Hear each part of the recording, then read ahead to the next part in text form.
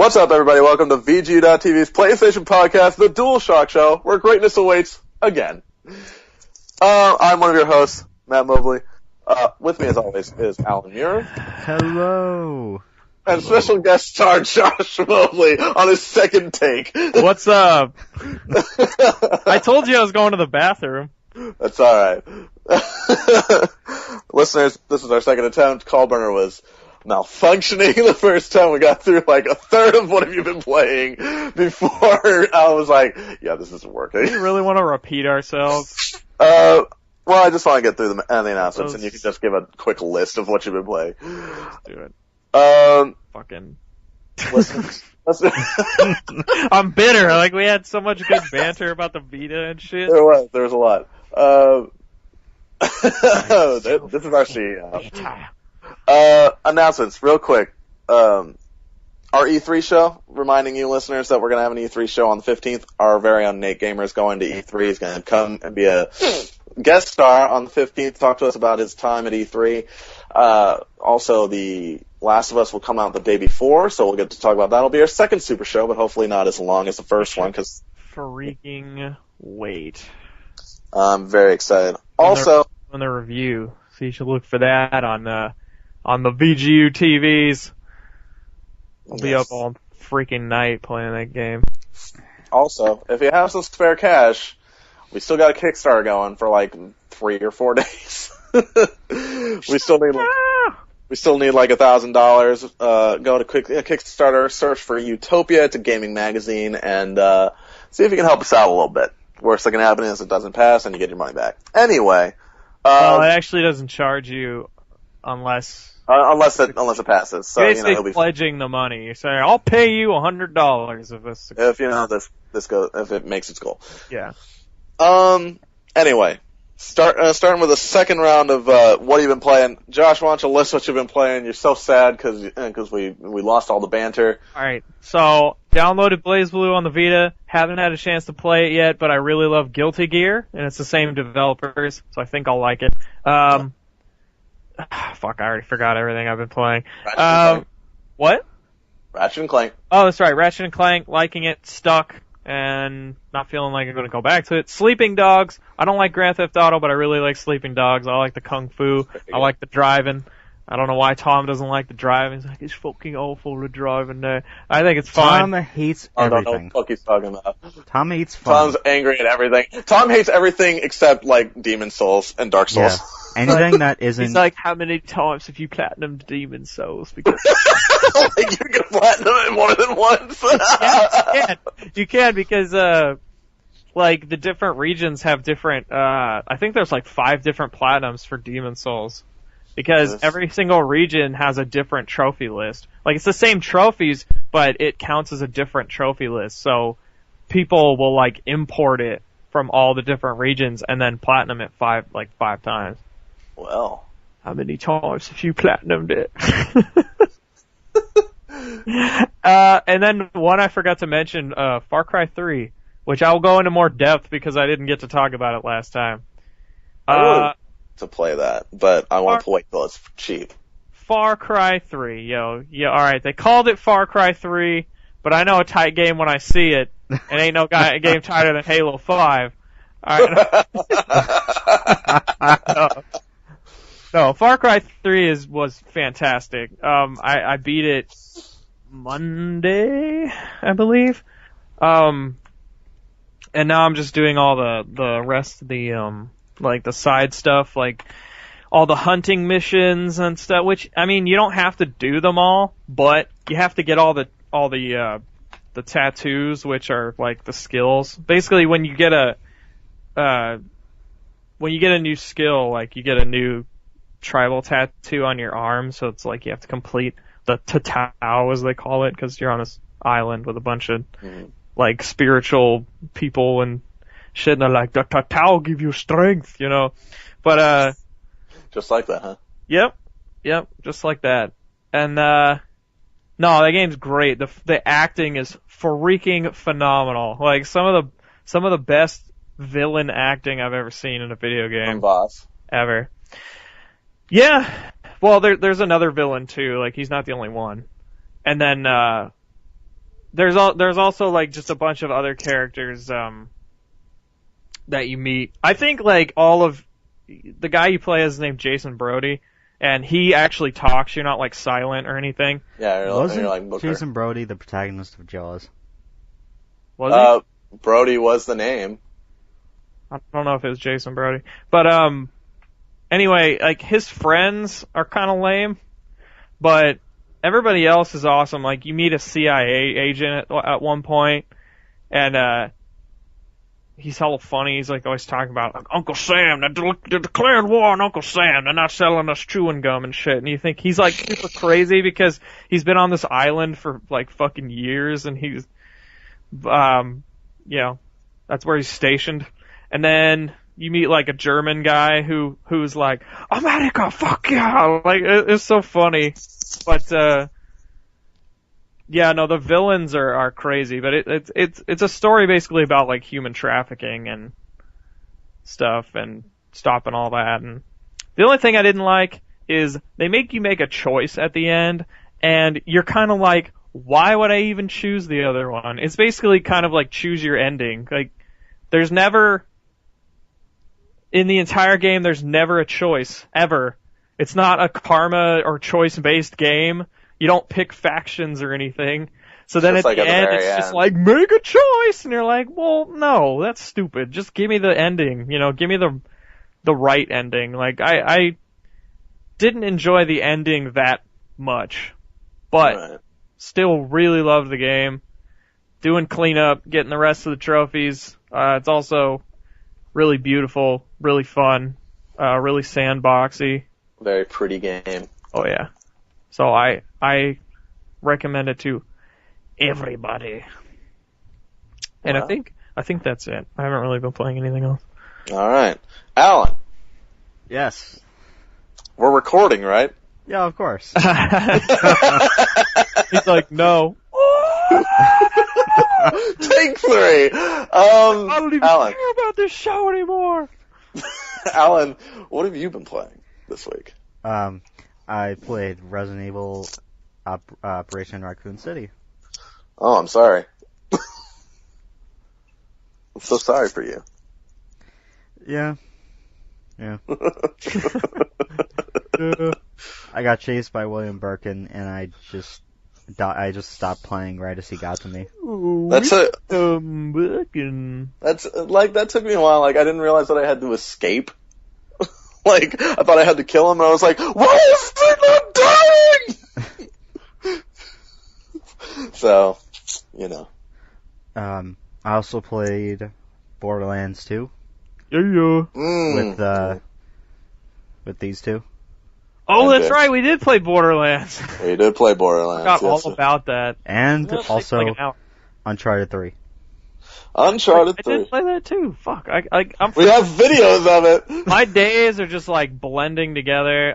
Dude, when I was just in the bathroom just now and you were introducing me and I didn't know, like, I was like thinking about it and I'm like, what day is it right now?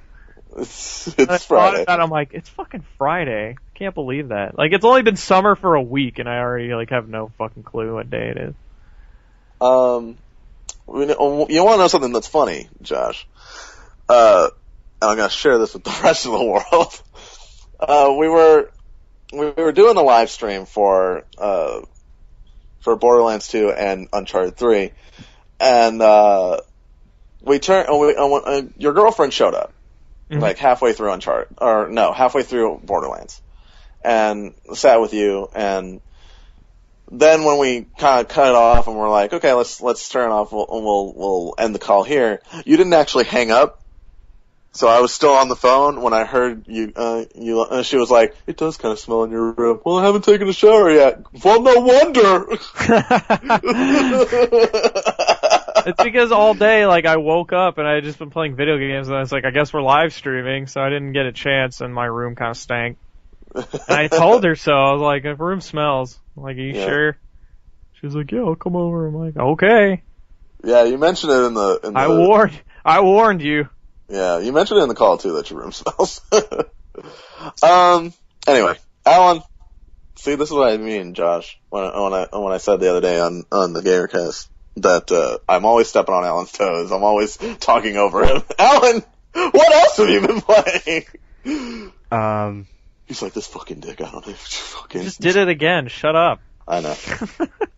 Because of that, I played some Xbox games. Why? Why would you do that? Well, to be fair, one of them was Shadow Complex. Okay, that's fine. A game I really want on PSN. This is a PlayStation podcast. That'd be amazing. Yeah, but Shadow Complex is fucking amazing. Like, it's such a good game. I don't even remember what that is. So it's it was like a Metroidvania game, and it had Nolan North in it. It was freaking fantastic. I still want a sequel, but I don't want Microsoft watching me while I play it, so maybe I won't. Wish it wasn't Dark Void. Well, the thing about Dark Void and Shadow Complex is that Shadow Complex is actually good. Dark Void, but I have a jetpack. I know! That is like the stupidest... Oh my god. Listeners, if you've ever played Dark Void, don't play Dark Void. It's the worst. They're like, they give you the jetpack, and then they're like, climb this tower. And you're like, bitch, I have a jetpack. Why can't I just fly to the top of the tower? And then you can't. It's because they're assholes. Alan, why don't you continue with your horrible Xbox games? I played Fear 1 and Fear 2. Oh! Yeah. On the PC. Oh. Yeah. He's excited, though, because Alan and I both gotten Fear 3. The 3-er. To play. I heard mixed things. I checked reviews. IGN liked it. They thought it was really good. They brought in Steve Niles to do the story and John Carpenter to do the live-action cutscenes and stuff. John Carpenter. He has some good ones and some bad ones. He's not always a winner. Yeah, but he did do the Thing remake that everybody, associates as the original. And then, that's how good it was. Everybody's like, this is the original, right? Not the Thing from, 2 years ago. No. Fuck that movie. Even though that movie was like a prequel. They were like, oh, it's a prequel. You remember the helicopter when they're shooting at the dog and all that, They're like, what?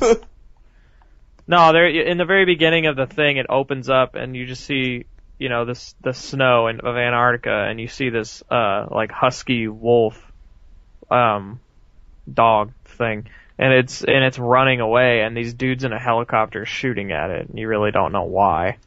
But, they're like, here's why! You find out why in the movie. And the prequel, or the prequel to the Thing, that's exactly how it ends. It ends with them in the helicopter. The helicopter crashing? Or just shooting at the dog. It pretty much ends as the original, that the John Carpenter Thing opens. Begins. Okay. Yeah. I mean, that's a cool concept, but it's like, did we really need to tell that story? Yeah.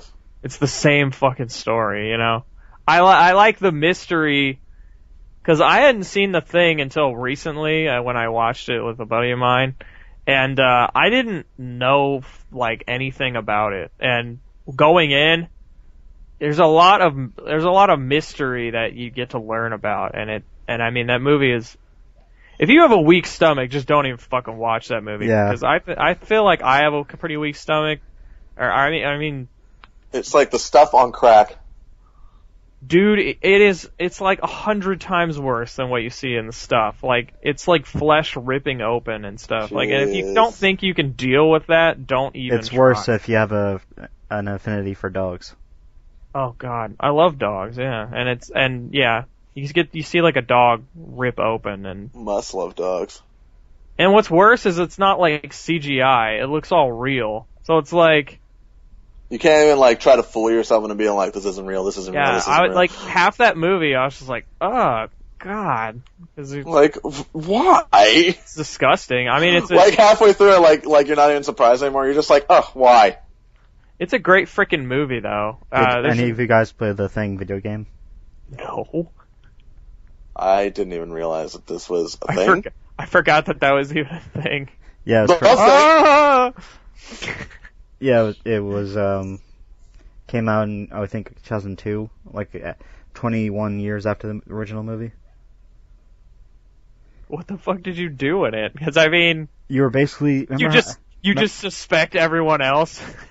Well, remember how... VGU.TV's PlayStation podcast. It's inside you! The thing, the video game! Remember how they were trying to call in for help? Yeah. Well, the game is about the help coming and trying to find out what went wrong. So you basically so fucking exciting. You're just en route the entire time. Yeah, you're going through through the different bases from the movie. There's a trust meter. So how much do I trust you? So if you give a guy a gun, he'll automatically trust you. Mm-hmm. Well, I mean that movie is commentary about communism. Yeah. You never know who's a communist, kind of that attitude. It was actually a pretty good game. He did play a good game once. Okay. So, speaking of games, what did you play this week? He's like, I didn't play shit. I played the thing. He's like, I think that's it, actually. Yeah, that's it, actually. All right, well then. I reminisced about the thing. That's a game, right? They made a game of that. Jeez. I'm trying to see where I begin. Where to begin? Oh, okay. So, I put in Spec Ops: The Line to try the multiplayer, and then nobody was online. So, I just put in Batman Arkham City. We were discussing it last week, and I was trying to do some challenges, and I got fucking nowhere with those. We played Uncharted 3. We played Borderlands 2. We already discussed that. I played some You Don't Know Jack to get some trophies. I got Fear 3 and Operation Raccoon City. Tried them out. Tried to get acquainted with the controls, or in Operation Raccoon City's case, reacquainted. Never got any better. So it's because the controls suck. The sensitivity's awful. Why would anybody in the game industry decide that sticky cover is still a good idea? No idea. What's wrong with sticky cover? Oh, you mean automatic cover? Yeah, automatic cover. No, automatic cover is stupid. I was like, Gears of War has sticky cover, and it fucking. No, I think of great. sticky cover as like automatic cover. Uncharted has really good cover mechanic too. Yeah, it does. I went to GameStop yesterday, and I saw Midnight Club Los Angeles for $16. And I was like, fucking it's Rockstar, why not? So I picked it up and played it for a little while. It's not bad. The controls are a little weird. Rockstar made a fucking ping pong game also, right? Hey, that was good. He's like, oh shit. that was actually trophy? No, I think it was right when the Xbox launched. Yeah, they were like, it was a launch Rockstar, the creators of Grand Theft Auto, making a table tennis game. I was like, I remember that. You lose the game, you can shoot your opponent, No, you can't actually do that. It's grounded in reality. I was playing some Midnight Club, and it's a little weird because you control the accelerator is the right stick, so it's I'm not used to that, but it's not bad. I'll keep playing it for a little while. Accelerator is the right stick. Yeah, so when you push the right stick forward, it moves you forward. That sounds like the worst. It's weird. The developer of Table Tennis, Rockstar San Diego, same team who did Red Dead. And did Midnight Club. Yeah. Speaking of Red Dead, been playing a lot of that recently. I'm really trying hard to get 100%.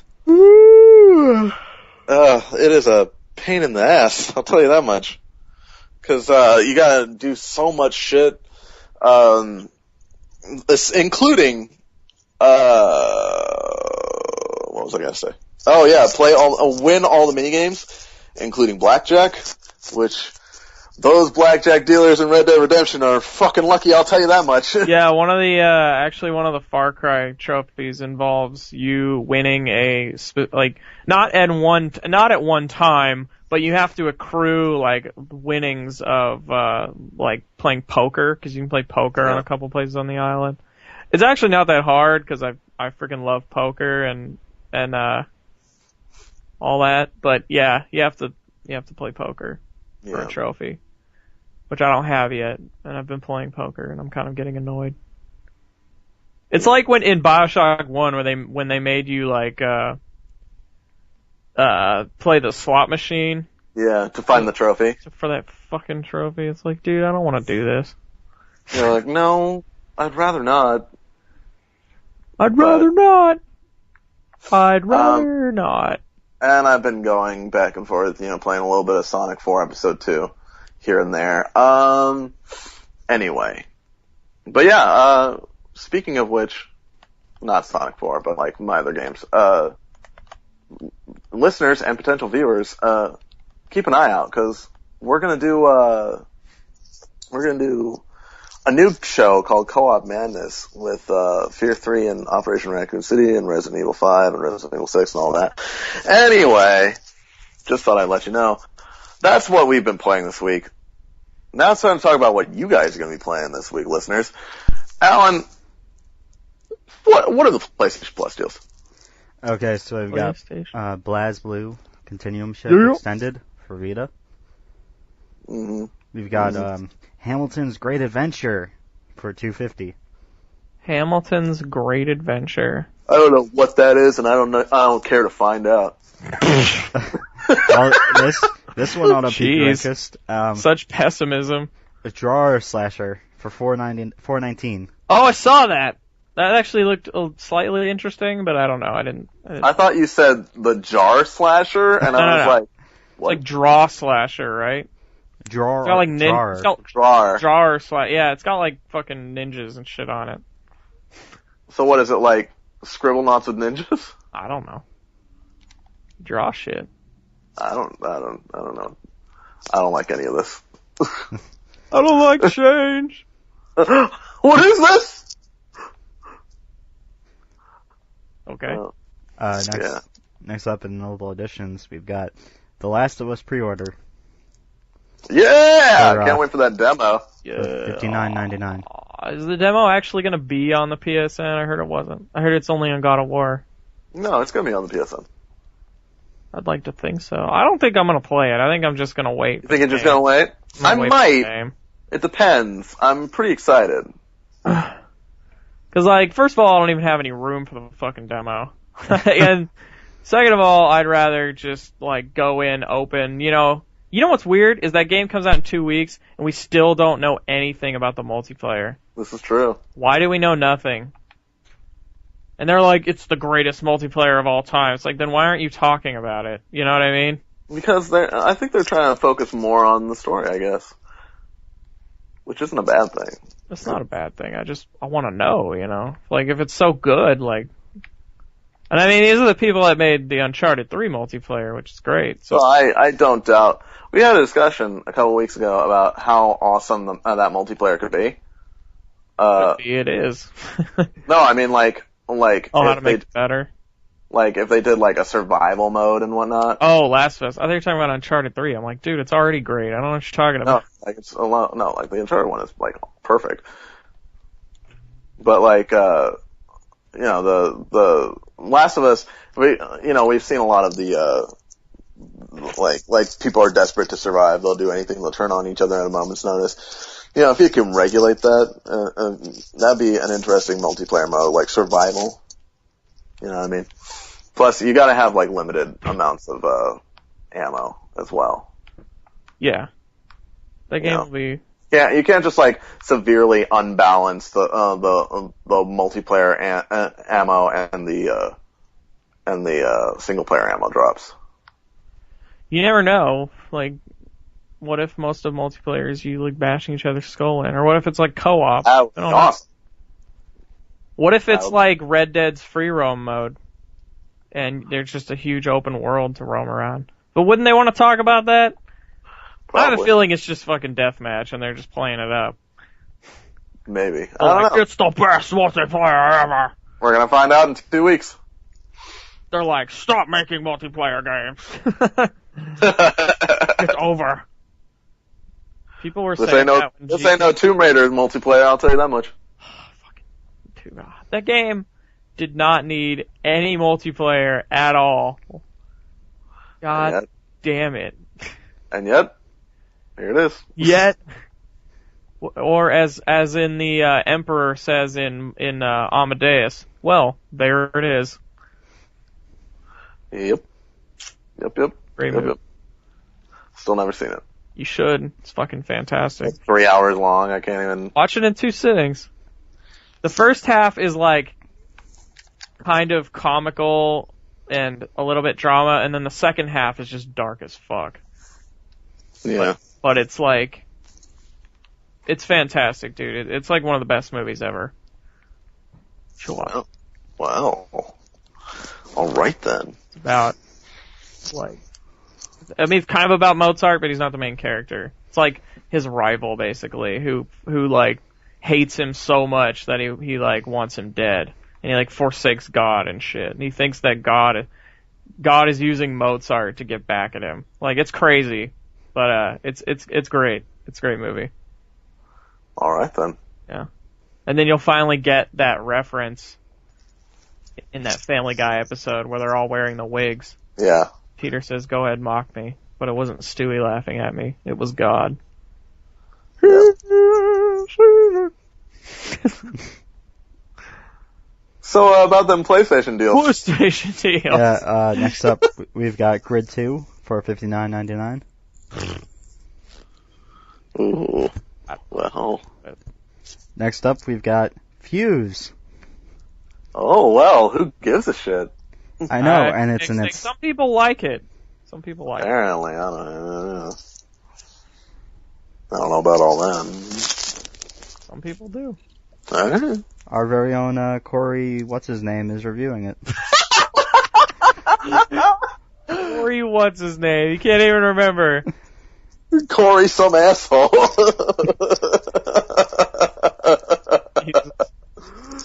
Some asshole that works at this site's reviewing it. He never comes into the chat. He's not family. Like, I don't know who the fuck that guy is. I don't see his opinion as any more valid than anybody else.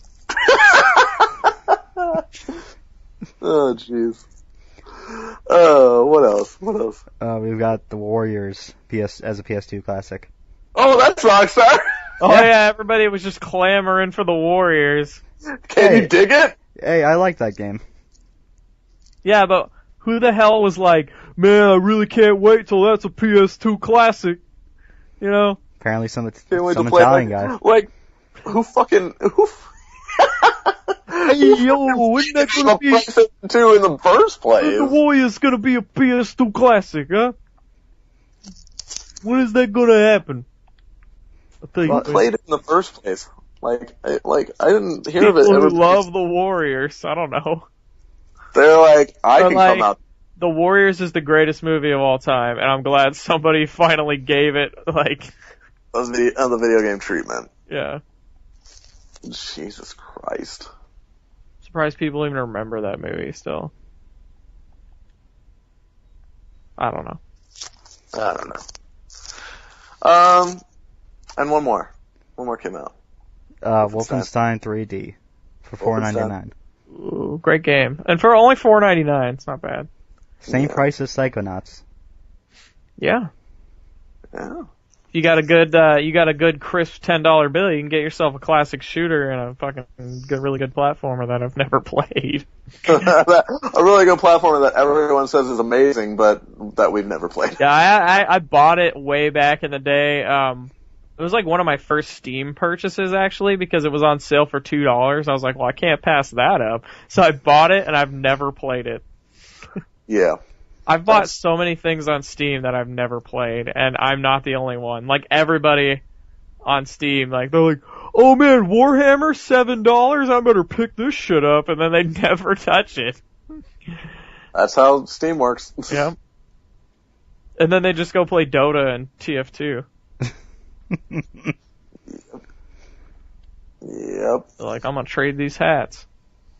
And in the European store, Allan.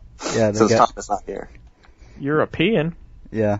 They got the Ico and Shadow of the Colossus HD collection for free. Bitch. What? Yeah.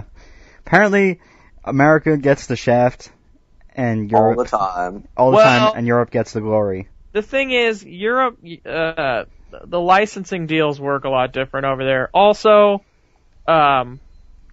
Europe is just the dominant, like, region for PlayStation. So, it makes more sense that they would get better stuff. Although they did get Sleeping Dogs, like, way back when, and everybody's like, what the fuck, man, I want to get Sleeping Dogs. But, I mean, we got it eventually. I wouldn't be surprised if we get it eventually. Yeah. You know? Yeah. But it was like, it's just like, it's always the worst timing. Like, I'm kind of glad that I wasn't European, because like, when they were like, we get Hitman Absolution for free, it's like, man, I'd really be kicking myself for buying it if I lived in Europe right now. Oh yeah. Well, I mean, people get mad, like, I already own this fucking game. It's like, But yeah, it's like, but a now lot you of can people sell it back. That's what I did with Sleeping Dogs. I hate when people say that. Like, Sleeping you go Dogs on was still pretty new, so like, I still got like $20 for it. yeah, well, here's the thing, like, people fucking, if you go on the PlayStation Plus subreddit, man, people are fucking always so mad about what they're getting. It's like, fucking be grateful, you know? Right. You're not gonna get any of this over on Xbox. Yeah, you're not gonna get like a fucking great service like this on Xbox, and yeah, not every week you're gonna get something you like. Like, not every week or every month have I been like, oh yes, like, this is something I totally wanted. Like, I've gotten so many like Vita games that are like indie games that I've played once and been like, I don't like this, and I just delete it. But that doesn't mean that I'm gonna shoot down the whole service, because I know somebody out there probably likes it. It's just not for, I was like, this game isn't for me. And sometimes, like, they put games on the store that I'm like, you know, I download it anyway, or I at least put it on my download list, like, just in case I get a wild hair up my ass one day, and I'm like, I want to play fucking Soul Calibur Broken Destiny, an old-ass PSP game. I don't know why. But, you know, I think, and people just get way too fucking angry about the shit that shows up. It's like, they can't please you every goddamn week, alright? Yeah, It's gonna be hit and miss. And even so, like, somebody... But it's still worth your money. Yeah, definitely. It's always worth your money. It pays for itself. That's the model that we have. I would pay for PlayStation Plus if it was like $100 a month, but I got to play all the games I want. I would do it. Yeah. I would do it, like, hands down, dude. Like, get all the games. Get them digitally, but, like, ugh. I don't know that they would ever do that. That's like some distant future, but, man, that would be... I'd live the dream. I would pay $100 just for that. That's, like, amazing. Because I probably spend that much in any given month. Right. Depends on the month. That. The summer, like, it's been dry the last couple months. Like, the last game I bought was Injustice, so, like... Which I kind of want, but nobody comes to my house, so... Just wait.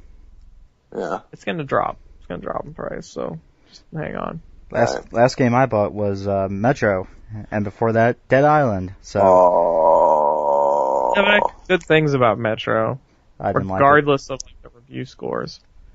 Heard people really liked it. Mm. Or really. What? I'm sorry. I didn't mean to interrupt you. I was seeing if I could get us back on track. Well, you can do it. Go ahead. What else did they get, Allan? Kingdoms of Amalur Reckoning. Good game. I heard that's good. It's really good. Mm. Oh, and Tom will be happy, because they also have Demon Souls. Yeah, Demon Souls. I could give two shits about Demon Souls. Yeah, seriously. Like, I don't care at all. I tried it. There's a really funny live stream of me playing Demon Souls for the first time, and I suck ass. but it's really funny. Yeah, I love how when you're going to fight the guy who eventually killed you, you're like, I could do this. I'm totally gonna kick his ass. There's no way he could beat me. You were just being confident, and then you're just being cocky. Oh, and then that game told you. Dude, fucking, like, that guy on the bridge is an asshole. Alright, like, I never got any farther than that. I was just like, well, as soon as I was done with that live stream, I was like, well, I guess I'm deleting this. Like, I never got past the first stage. It's supposed to be really fucking hard. It's really fucking hard. And I get why people like it, you know, because it's really hard. They want a challenge. But you know, fuck you. But I don't want that, you know, so I just got rid of it. I play a game so I can beat it. I play a game to have fun. And you know what comes with having fun? Beating the game. Not all the time. Sometimes, like, I like to beat the game. Sometimes there's not, like, some games just don't involve beating it, really. Like, when you play Angry Birds, you're not like, I need to beat this game. You're kind of just like, I just want to play and get to the next level. And then when you run out of levels, you get depressed. But if, like, a game has, like a definitive ending, if you're playing a campaign, you want to see the end of the campaign. Yeah. And I don't like every ending to, like, every game I've ever played, but, right. You know. I do hate that, though. I hate when people judge a game by its ending. It's like, dude, no. Judge a game by how you felt while you were playing it. Like, if you had fun, then, you know. Like, I really dislike the ending of BioShock 1, but it's still one of my fucking favorite games of all time. I've played it like 5 fucking times. I'm playing it again. I didn't mind the ending of BioShock 1. I thought it was good. Like it. Like, in retrospect, I think about it, and I'm like, everything after the reveal is, like, downhill. Everything after the reveal in that game. Like, the last boss fight's kind of lame, and the endings don't really, like, hold up in the context of, like, when you know, you go into 2, you're kind of like, well, then what the hell happened at the end of 1? Like, you know? Yeah.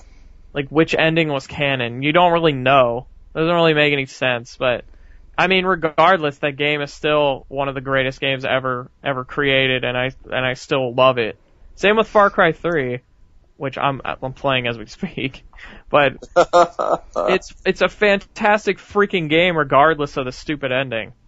Like, it's just really good, and there's lots and lots and lots of stuff to do in it, which is fun. I love games that have tons of stuff to do and, like, roam around and collect and little, like, side missions to help you get upgrades and all that. I love when games do that, but, you know, I'm not gonna discount all the fun I had in a game just because the ending sucks.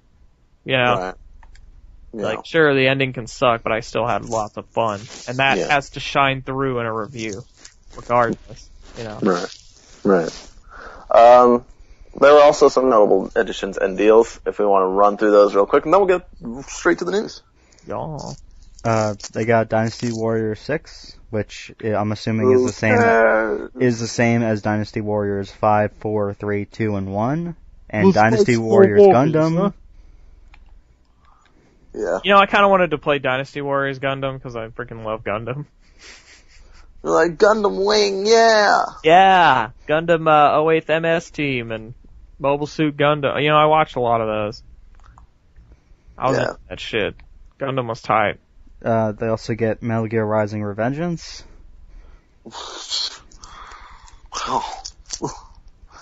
Wait, for free? No. Oh. I was like, what the fuck? Why are they getting all these games? I didn't really like that game, but still, I would download it if it was free. I want to play it. Everybody knows that I'm playing the Metal Gear Solid franchise in chronological order, which means that Metal Gear Rising is at the very end. And, you know, I went to the GameStop yesterday and I saw it used for like $30 and I was like, see, by the time I finally fucking make it to when I need to play it, it's gonna be so cheap. Yeah, for real. I don't know, I couldn't get into it. I was like, man. Still gotta do them Peace Walker videos, I'll tell you. Peace Walker's way too hard to beat by yourself. Yeah. I've heard that, yeah. Yeah. So I don't know. I don't know what to tell you. Actually, if you go into psnprofiles.com, they have a thing called gaming sessions, and you start a session and you say like, I want to play this game and get these trophies. Does anyone want to help? And people can sign up and they like add you as friends and stuff. Right. So you could try that. Right. Like, I'm sure there'd be tons of people. I'll probably look into it. Yeah. I joined one,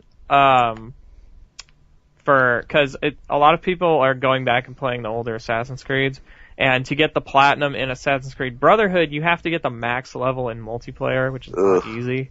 It's like you have to get to rank 50. And a lot of people like are like, is anyone even still playing this? And it's kind of like a no, cause right. people are all on 3 now. And then there's maybe a couple stragglers on Revelations, but right. That's life. That's but life. I signed up for one because I was like, I kind of do want to get that platinum because I did like everything else. I'm like, I want to go back and get all those Assassin's Creed platinums because they're fun. They're fun to get. Yeah. Except for one because it has no trophies. Bitch. You're like, what is the point? Who cares? Also,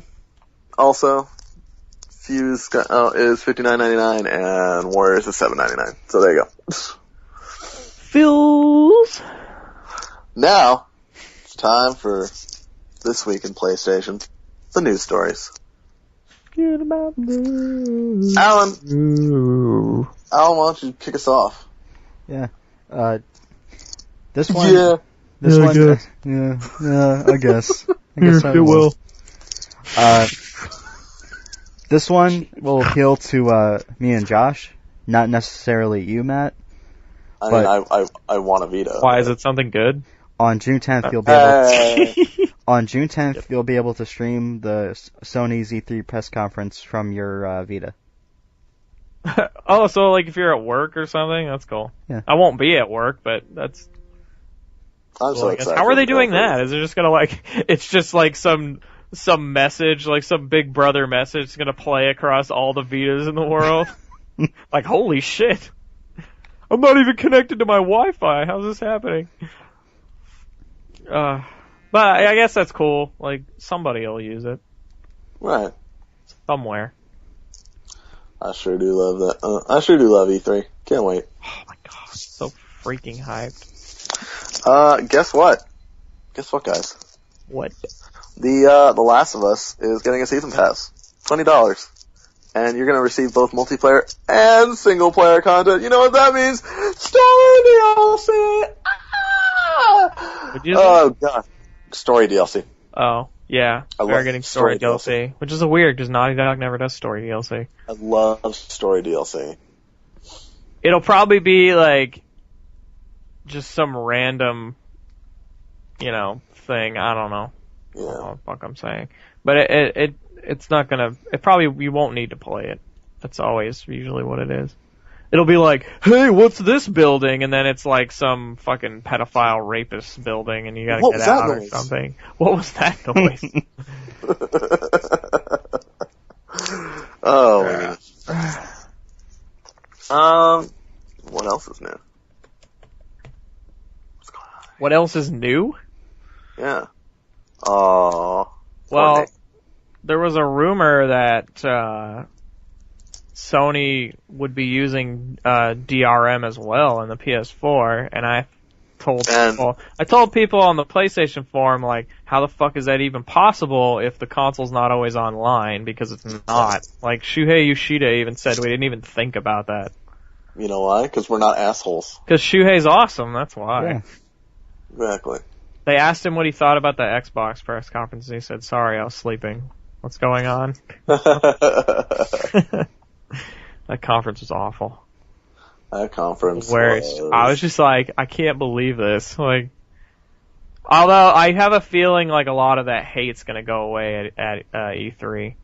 We'll see. They'll get the Xbox, the X bots back, We'll see. I don't think they're gonna, like, convince really anyone to buy, or any PS4 person who's already decided to buy a fucking Xbox.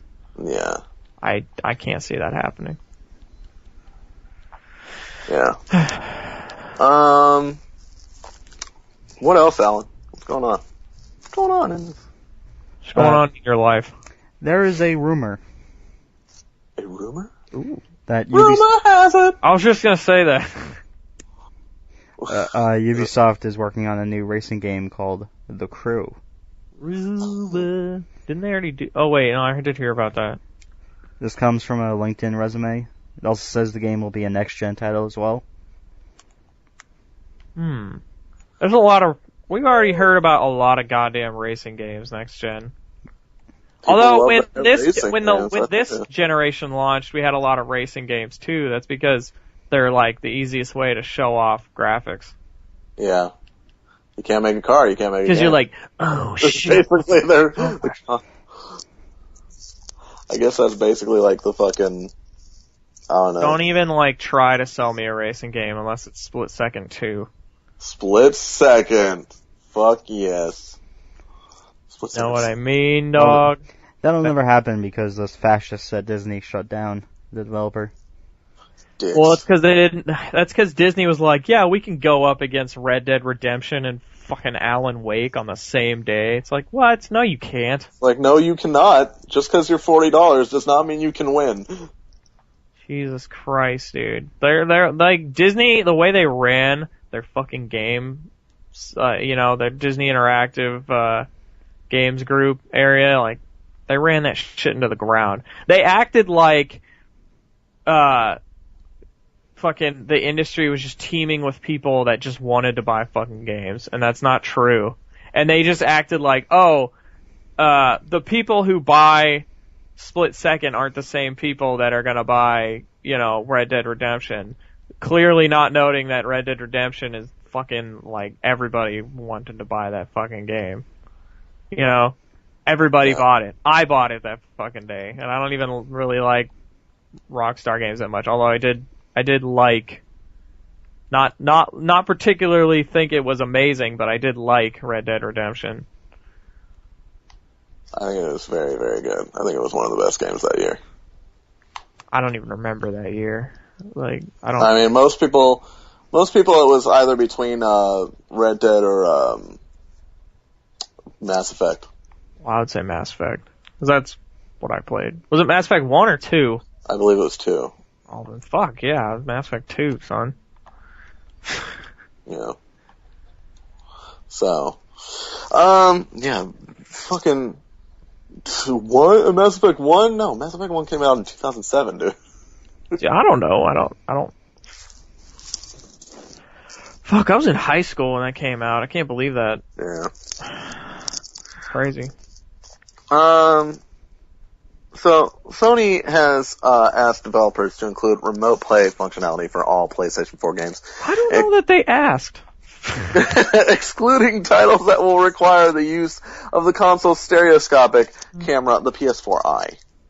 I think, wait, what was that last thing you said?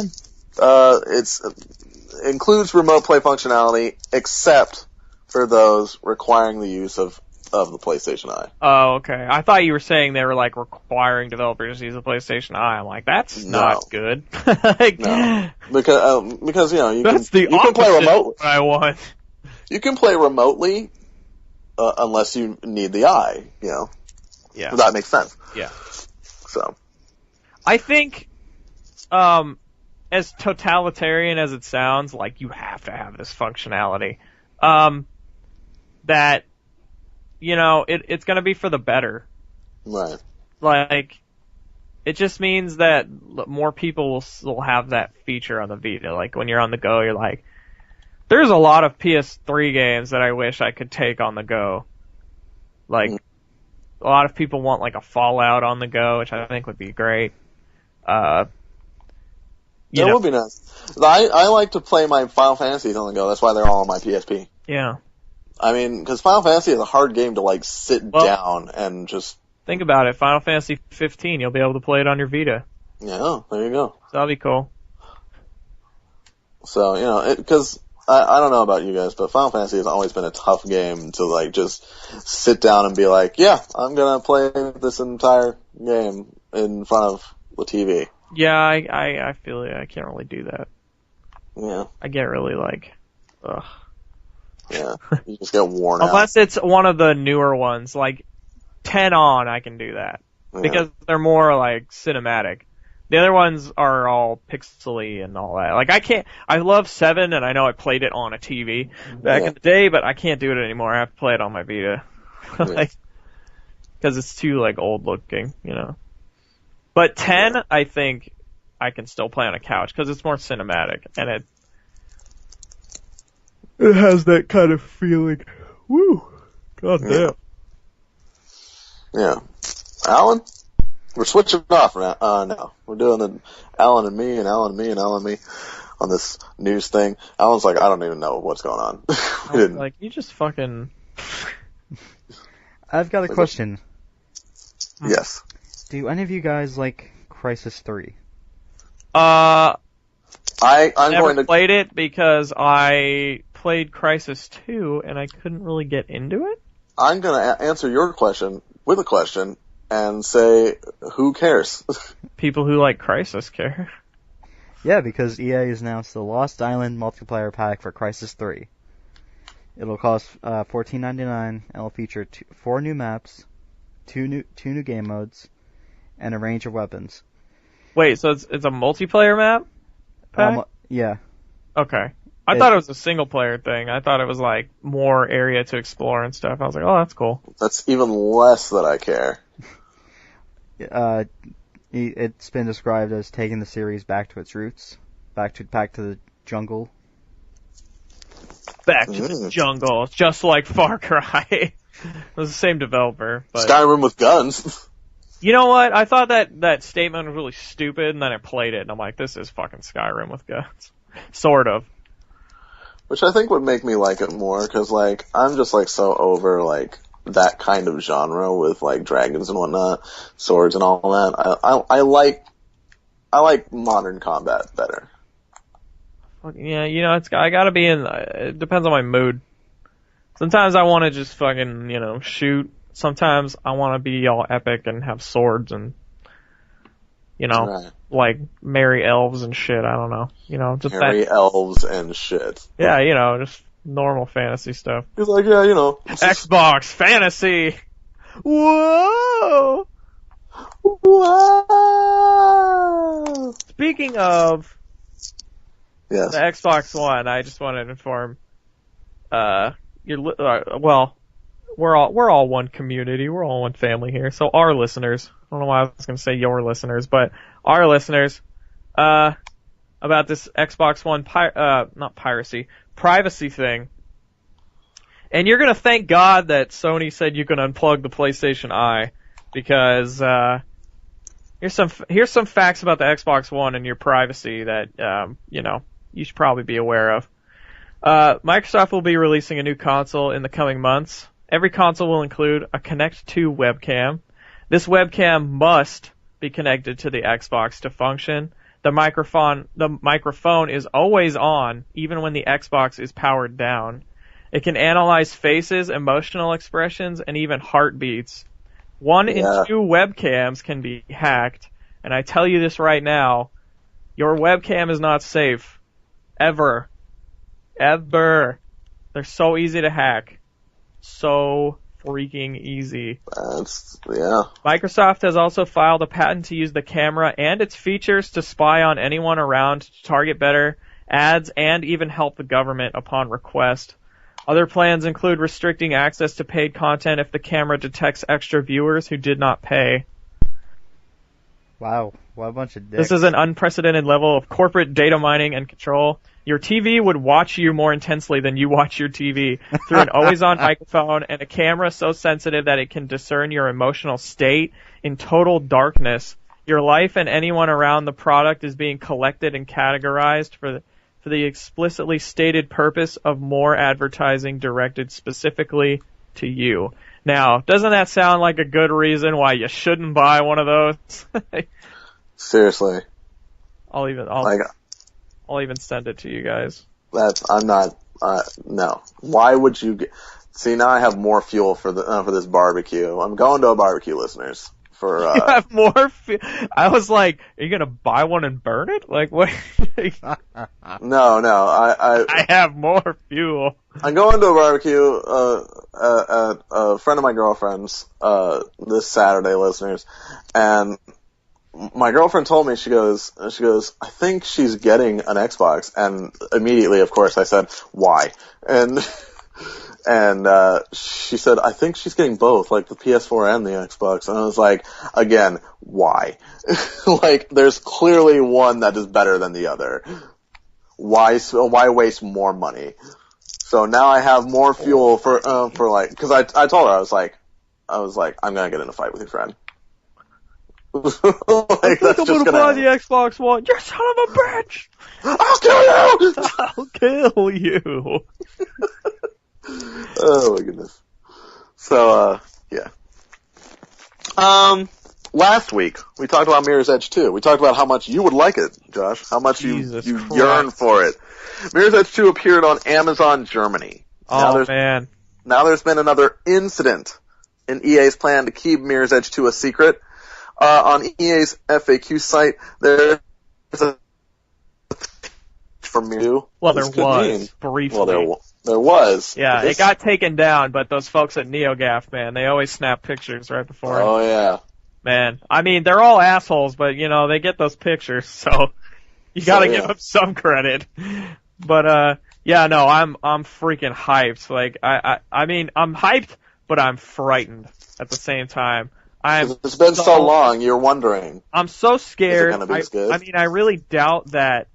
I'm not scared because it's been a while, and I'm like, you know, I'm scared because, like, there's a bunch of rumors that are like, is it an Xbox One exclusive? Only really like, oh no. And I'm like, oh my god, like, I'd be so angry. Like, you know how long I've been waiting for this game, you know? But, I really don't. Okay, here's the one thing. There's all these people saying it might be an Xbox One exclusive, use the, you know, the Kinect, whatever the fuck that abomination's called. And, and that it would be like, you know, apt for that kind of game and stuff. And that, you know, the first one, while it sold a lot of copies, like, didn't really make a lot of money, or didn't make enough money for EA. So maybe, like, keeping it exclusive and having Microsoft, like, take some of the hit would lower development costs. But, you know, I don't think so, because EA doesn't really make exclusives. You know, yeah, they're not really a company that does that, and I can't recall any game in the last, like, 10 years that they've ever made that was a fucking exclusive. So, that keeps me sane. Yeah, EA's very, like, they love their money, so they would love to get well, that's why Final those consoles. You know, went, multi-platforms. It's like, why are we limiting ourselves? You know, why don't we just make it for multiple platforms? I really doubt that Mirror's Edge 2 would be an exclusive to either side. Yeah. You know, Mirror's Edge was one of the games that I thought actually had good 6-axis stuff in it. That and Killzone 2. Like, those were the only two games that had cool 6-axis stuff in it. Everything else was, like, kind of dumb. Right. Yeah, I'm hyped, and it's supposed to use Frostbite engine, which is the engine that Battlefield 3 and 4 are running on, and it looks freaking phenomenal. So, like, it'll look amazing. But we'll have to see. I have a feeling E3, they're just everything's gonna go black, and we're gonna hear that boom, boom, boom, boom, and I'm gonna flip my shit. Like, I'm gonna go. What? I'm gonna go. You're like, oh my god. I'm so hyped for E3. I can imagine you just, like, I'm gonna be there with you, and I can imagine you just being like, what? I'm gonna flip my shit, like, if they announce it. Yeah. Which they probably will, I have a feeling. Like, the rumor thing was kind of like, for me, like, you know, usually that's true, but it might not be. It's not enough evidence. And then when the FAQ thing happened, I'm like, oh, this shit's real. Like, this is happening, you know? Right. There's no way to cover it up now. It's like, it's on your fucking website. Yeah, like, it's there. Like, you don't bullshit me. I don't know. I didn't, when I finally finished it, I didn't hate Mirror's Edge, but like, I'm still kind of indifferent to it. I fucking hated it. My girlfriend really likes it though. But, yeah, and because there's not enough, like, strong women in gaming, which, if you search into the fucking, like, archives of the VGU archives, you'll find an article I wrote about, strong women in gaming, and before Tomb Raider came out, and, Faith from Mirror's Edge was number 1. Spoilers. Faith's awesome. I hope that her, you know, for that game, I really hope that there's, like, some kind of co-op element, and that her sister, like, plays a role now, because, I mean, she was a cop. Spoilers, this game came out, like, hella days ago, so. A long time ago. Yeah. I mean, her sister is like a cop who gets framed, and then you kind of, like, save her, but, I mean, she's still not part of the law anymore, you know? So, my theory is that, like, 2's gonna have some kind of co-op element, and that, you may or may not be playing as her sister, and not Faith. But Faith will be there. She'll be like one of the co-op characters.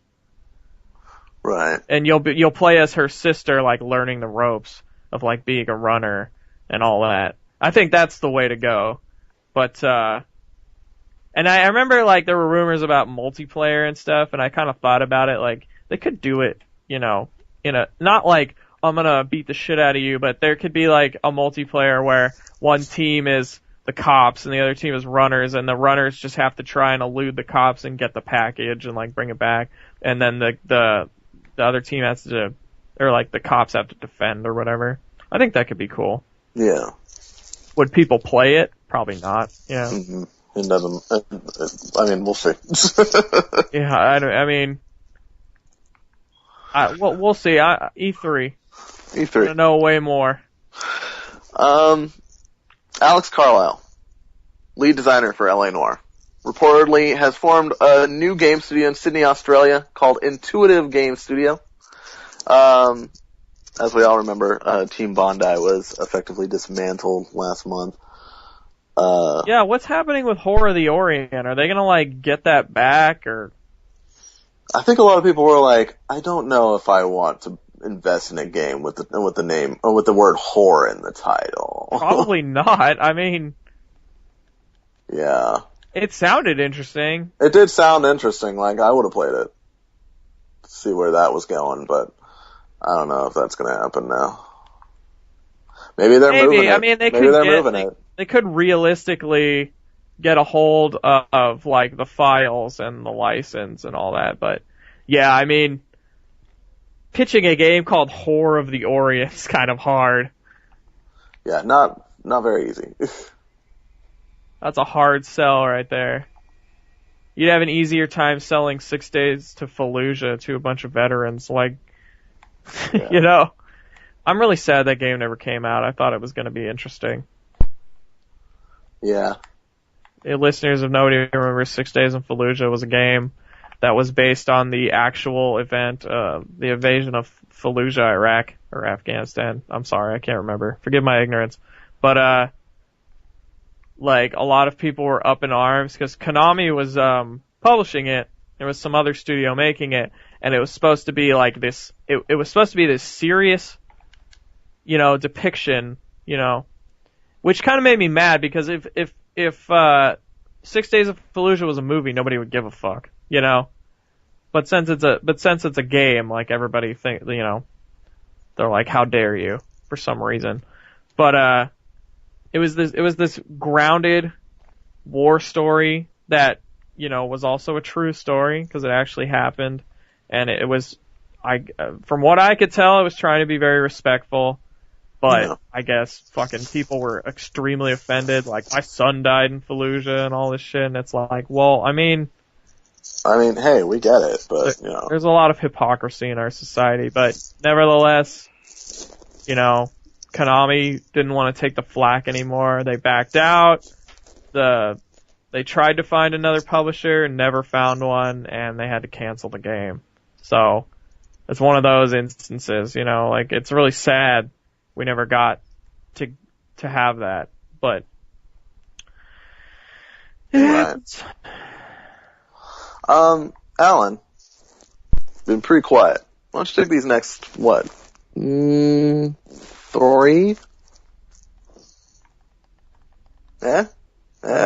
Sure. He's like, whatever. I was sleeping. Jesus Christ. How dare you? Hey, do you guys remember Full Spectrum Warrior? Oh, shit, no. Kind of. That game was great. Because it reminded, when you were talking about 6 Days in Fallujah, it was, Full Spectrum Warrior was the same. It was like really grounded, Mm-hmm. It was essentially like the old Rainbow Six, or like Rainbow Six. And that, like, you got hit once, you're dead. I don't know. It was a great underrated game by Pandemic. That was like Ghost Recon Advanced Warfighter. Like, if you got shot, you know, you got fucking shot. It wasn't like, oh, I better go behind this brick for like a minute. It was like, holy fuck, I'm dying. Game was really hard. Yeah. I don't know what you guys are talking about. Anyway. Look, I don't know. I'm like, yeah, I have no idea what you're saying. You guys are cray-cray. You guys are out of your mind. Okay. This Kazurai, he's such an awesome guy. I love Kazurai, man. This Kazurai, I mean, I can get behind that. You know who I love, who we never get to see, is fucking Captain Jack, man. Jack Trenton. Where has he been? He only comes around. He only really comes around at E3, you know. I mean, he was around. And he always brings good news. Yeah. He was around after the PS4 launch. Like, he was on, you know, Fox News and MSNBC and stuff, like, talking about it, because, you know, they all had, like, all the PS4 gonna announce.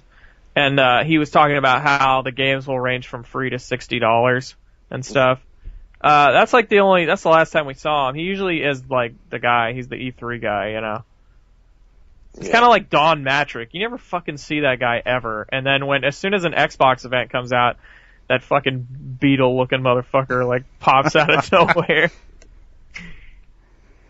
Well, it's just what happens. You know? During the All Things D11 conference, Harai said the following about PS4. The most important thing we need to make sure we do, at least initially, is that we all agree and understand that the PS4 is a great video game console that appeals to video gamers. This comes off of basically the Xbox One debacle, how they effectively targeted everyone but gamers. Yeah. We're just sports. Xbox can be the next water cooler. Sports. Call of Duty. The next water cooler. I thought that was like the worst kind of marketing of all time. It's like, so there's going to be an Xbox in the office? What's going on? Yeah, seriously. And everybody's around it not doing anything productive, like, hey man, did you watch that Halo TV show last night? I'm like, shut up, dude. Like, who gives a shit? Damn it. He's just pissed off. I was playing this fucking trial, this like supply drop trial. You're timed and you have to go through all these gateways, and like, God. I almost made it to the end, and like I hit this like goat and it slowed me down. Wow. God damn it. Anyway. Well, Kazurai. Such a great guy. Good guy, Kazurai, man. As I mentioned earlier when I talked about Fuse, you guys didn't seem to care. No, not really. What about Fuse? Well, apparently, Insomniac, they seem to like Fuse. Well, they made it. I would hope they like it. Well, come on. This isn't Resistance 3. Right. Where they just went all out, like, fuck this game, we're out. I loved Resistance 3. I know, I did too. I hated the first two. Thought they were awful. And I loved 3. I thought 3 was amazing. Thought 3 was what 1 should have been. Yeah.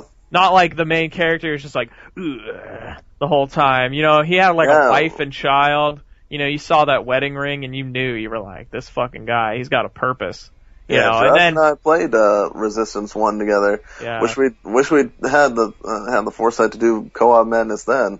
But I know, and it was awful. It was the worst. It was not good. Not good at all. This game fucking sucks. But oh man, Resistance 3 is so good, and that boat scene gets every time I think about that scene, it's amazing. Like the boat, when you're on the boat and you listen into the radio and they're like updating all the like Resistance fighters, and then they say like you know, if anyone's seen it's all these people leaving voice messages for their loved ones who've gone missing. It's like, my daughter, she looks like this, like and you know, if you've seen her, please bring her to like this place. And then it's like one after another. And you're like, God damn, this is heart wrenching. Like, that game is so good. Yeah. Well, I never got to play it. I need to play it sometime. In a blog post, Ted Price, president of Insomniac, said they're at work on new Fuse experiences. So DLC. Well, actually, no. He didn't say what that meant, except for saying it's not DLC. That was the one thing he did say. So a sequel? He merely said we're just getting started. Well, yeah, it's their new franchise, so I would assume that they want to, you know, they want to like actually. People, they're as mixed as the reviews for this game are. I feel like if they do make another one, it'll hit its stride, and I think people will be like, "Oh, Fuse 2, they made another one, so it's got to be good," you know, and they'll jump into Fuse 2, and that one will be a lot better. It'll have a lot less mixed reviews, you know. Yeah. Possibly. I think that might be like what their game plan is. Although I have heard from both sides. I've heard people say, "Oh, this game's awful," but then I've heard other people say that, "No, it's really great," you know. So I don't really know. I don't know. Each his own. Everybody's got their own fucking opinion, you know. I don't know. Next. Everybody's got their own opinion, but apparently game journalists can't have one. So. Right. That's the way it works. Know who's a lucky guy right now? Who? Notch. Yeah, you got a golden PS1. Yeah. This basically brought up rumors that since the Minecraft exclusivity deal of Microsoft is running out, we may see Minecraft on PS4. Yeah, I brought this up on the. I actually saw this piece of news on the PlayStation forums. I brought this up there. I thought that what this was like a gesture, basically saying, "Hey, you know, we are interested in you. Here's a golden PS1." Like, how about that? How about that Minecraft, eh? Dude, Minecraft is a killer app for any console. Like, and Sony would be stupid not to go and try and get their hands on it. Yeah, that's true. I mean, as much as I don't really care for it, like, Sony should definitely jump on it. Jump on that shit. Jump on it, wagon. So, skipping this one, because I want that to be closer to the bottom. David Hayter, Konami. Not so synonymous anymore, as we've heard. David Hayter has insisted, I am no longer Snake, they're going a different direction, but could they have been lying to us all along? Last week, Konami tweeted that they would be unveiling the new voice of Snake in a pre-E3 show on June 6th. And Hayter tweeted, quote, "I'm so excited for E3, I just hope I don't lose my voice." Winky face. Oh, what if this is all some stupid ruse? I think that's what it is. Now, it may just be him teasing and being like, "No, I'm still not the thing," but you know, it's funny.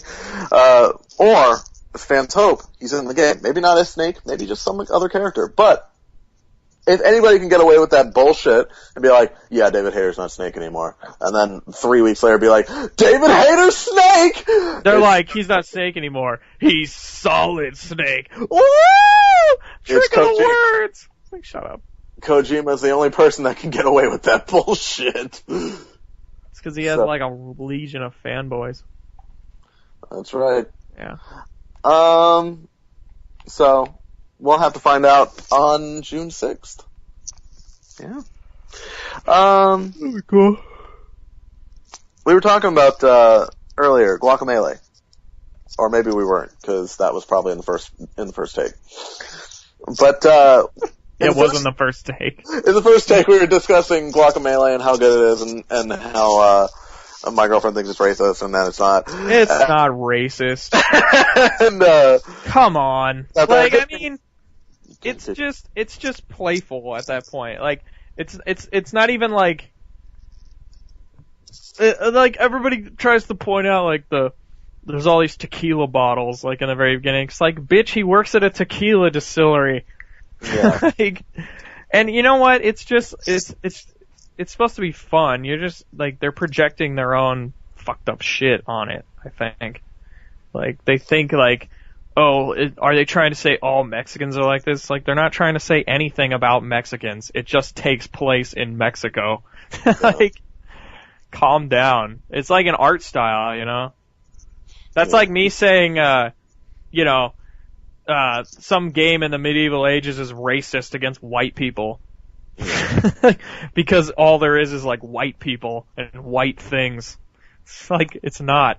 It's just in England, you know? That's like when people thought that Resident Evil 5 was racist because you killed black people in it. And it's like, you're in Africa. I mean, yeah, there's white people in Africa too, but not as many. They're all really in South Africa. Yeah. It's colder down there. Anyway, co-founder of Drinkbox Studios, Graham Smith, said the company is in design phase for future Guacamelee-related DLC projects. So that'll be fun. Also, coming up, Australia bans a Dead Island Riptide ad for being too traumatizing. The ad, ripped from the game's opening cutscene, depicts a couple choosing to blow themselves up rather than succumb to the zombie horde. And I mean, honestly, if you're going to go out, I'd rather go out that way. Yeah, I'd rather blow myself up than have to deal with zombies.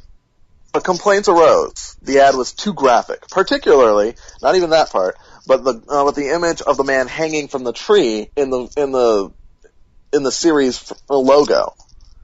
They say it might be too traumatizing for people who have lost a loved one to suicide. Yeah, I mean, Australia's different.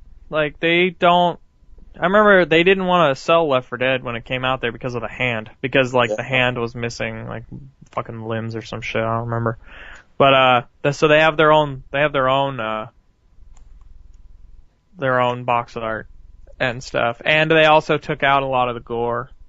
And the dismemberment. They do that. There's a couple, I think Australia and New Zealand are both, they ban games a lot, the really violent ones. And, or they know that they're going to get banned, so they take gore out or make it less, Although they didn't have an M rating for a long time in Australia, and I think they just made one. So, they're a little more lenient now, but yeah, this occasionally happens from time to time. People are offended by something, or they think it's not suitable for anyone there. Although, I think people should be able to decide for themselves what's suitable for them or what's not, Right. There is one final piece of news, and then we'll move on to the topic of the week. I know we gotta rush through it because Josh's got to leave pretty soon. Yeah. But Allan, if you'll take the Prey 2 story, tell us about it.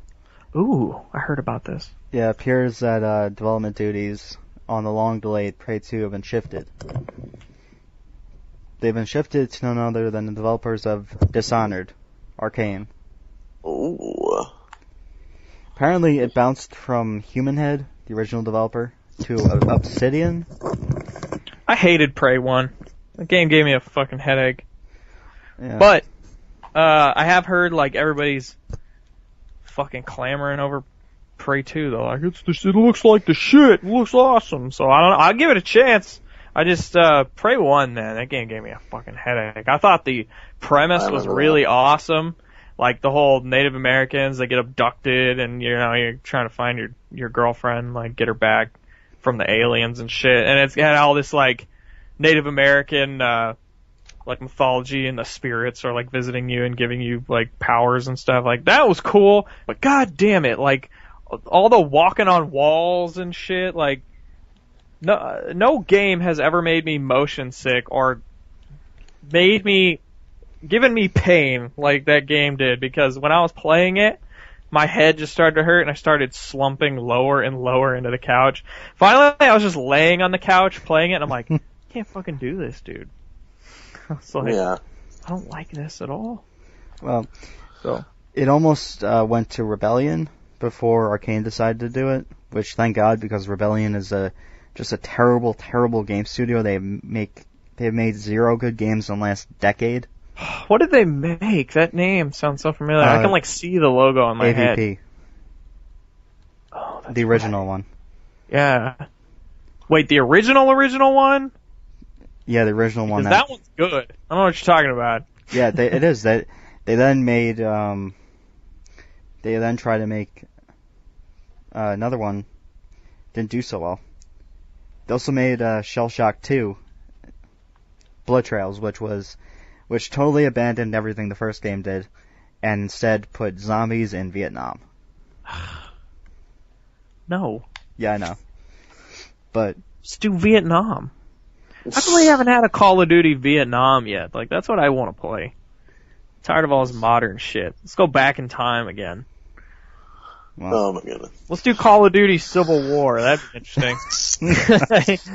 You gotta, every minute, you gotta really aim. Like, that shit's so inaccurate. You really gotta aim, and you're just standing in line, like, letting cannonballs fly at you. Yeah, that doesn't sound fun. Let's not do that. Arcane Austin has apparently scrapped, got rid of everything Human Head did to the game, so they're starting from scratch. And well, Arcane's a good studio. They did Dishonored, obviously. They know how to make a fucking video game, so. I know, but I liked what they were doing with what Human Head was doing, with, like, the space bounty hunter. Mm-hmm. Space Marines! I'm sure they'll keep that stuff, But, I mean, I don't know. We'll see. Well, they originally, the game was shown off, like, a year or two ago. Or maybe even before that. It's now coming out in 2016. Yeah, well, if you're starting from scratch, I mean. I know, it's just a shame that they were so close. Like, I wonder what happened that made ZeniMax want to just retool everything. I don't know. Because everything, it had all this good press, good publicity, then it just disappeared. Random thing has nothing to do with games at all. But did you know that movie After Earth is an M. Night Shyamalan movie? Yeah, I knew that. Oh, really? I didn't know that. Reddit just said like... That's right. I think the first movie since The Sixth Sense that doesn't have his name on it. And I'm like, probably a good thing, because people would see that and they would be like, God damn it! Well, apparently it's not doing well. Oh, man. They should just give that guy a TV show, not movies. I feel like his plots would be better like Twilight Zone episodes, not full movies, Although Sixth Sense is fucking great, but... Sixth Sense and Unbreakable was also very good. I never saw it, but I've heard that it's really good. Yeah. So there's a... I only have like 5 minutes. What? I said we should do this topic of the week, because I only have like 5 minutes. Probably have to... Okay, topic of the week. Unusual topic of the week this week. It's not actually brought in by a news story. It's a discussion that we had in the chat. I think it was yesterday. Constantine came in and equated buying used games to pirating games. I can't say too much of this because I kind of skipped that whole conversation. Allan, I think you were paying attention, but Josh, he was arguing with you. Yeah. So why don't you talk to us about it and we'll kind of play off of you. Basically, he was saying that buying a used game is tantamount to piracy because devs aren't getting the cut. And I was trying to tell him that that's not the case, because when a publisher goes to a developer and says, hey, you should make this game, like, they give them money. Like, they're like, okay, developer, blank developer, here's $5 million, like, go make our game, and, like, we'll handle all the rest. You just focus on making the game. So they make the game, they spend the $5 million, paying their employees, and, like, the publisher will probably spend a little bit more of that money, like, doing advertising and all that, and then when the game comes out, like, the devs don't really get any money. They already got their money, They made the game. Sometimes they'll have royalty agreements, like, pretty sure Infinity Ward gets a cut of Call of Duty sales, Right. There's no way, like, they're not getting at least a little bit, like, or bonuses or some shit, because that's, like, the game makes way too much fucking money. Right. And unless you're self-publishing, which I know a lot of studios are, but most studios that sell at, like, GameStop and shit are not self-publishing. Usually, self-publishing is, like, digital titles, indie studios, and let's be honest, they don't really sell their games in stores anyway, they're all online, so unless you're actually physically pirating those games, it's not like you're gonna get them used. So what I was telling him is, and I mean, yeah, in a sense, if you are buying a used game, the publisher itself's not getting a cut. But, here's the thing. You have to remember that when you buy something, at least in America, I don't know about other countries, I know in Ireland you can't resell games, but in America when you go buy something, when you spend your money on it, it's not the company's anymore, it's yours. And you can do whatever the fuck you want with it. So, and I used the analogy of a chair. I said, if I go buy a chair from a company, like let's say I go to IKEA and I go buy like this chair, and then 5 years down the road, the chair kind of starts to wear out. I'm like, I don't really want this chair anymore. Sell it at a garage sale to somebody else and have that money. The chair company doesn't track that. They don't come to my door and knock on the door and say, hey, we know you sold your chair. Give us our cut. Right. Like, it's my property. They don't have the right to do that. And it's the same with games. Once I, go to the store and I buy The Last of Us, Naughty Dog doesn't own that copy anymore. Sony doesn't own that copy anymore. It's mine. It's my property. I paid for it with my money. If they still owned it while I paid for it, that means that I'm borrowing it, and it gives them the right to just take it from me. And that's not right. And yeah, I get it. Like, you're taking money from publishers, maybe. I'm against buying used games when the game came out a month ago, because you're saving $5 for one. Yeah, like if it's just $5, then who gives a shit? Like, that's fucked up. But if it's a year later, and you're short on money, and you're like, oh man, I'd rather buy it for $20 than $40 or whatever it is. Yeah, because at that point, like, the publisher's already made all of its money. And now the stores are marking the price down because they're like, well, we got to get rid of this inventory. So it's like they're not really going to get a cut of that money either, and he also said like I've traded games on Reddit. He's basically saying like if I trade games with somebody, like it's piracy, or like if I borrow one of Matt's games, I'm basically pirating that game because I didn't pay for it. Like the dev's not getting a cut. But you know what? Like, it's Matt's property to give away or to let people borrow it. Yeah, it's like it's not. It's like I basically stole DMC from you. Piracy. But he did. Listeners, he did finally get that back. I gave it to him the other day. But that's what I was trying to say. I'm like, with when people say freedom isn't free, they don't mean like we gotta go fight them terrorists. That's not what they're saying. They're saying like with freedom comes a cost. Like, if you want the freedom to buy your own games or you buy your own products and own it, know that it's yours and no one can come take it away from you, like unless you break the law or some shit. Or, the freedom to be able to buy like whatever game console you want, to do all that stuff, like it comes with a cost, You have to be willing to put up with that cost, and that cost is a used games market.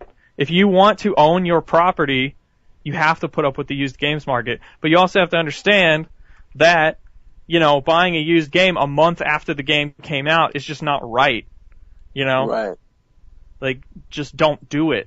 But if it's a year down the road, and I want to buy a freaking game, or I want to go on Reddit and trade it with somebody, like, across the country, you know, I have every right to do that because it's my property.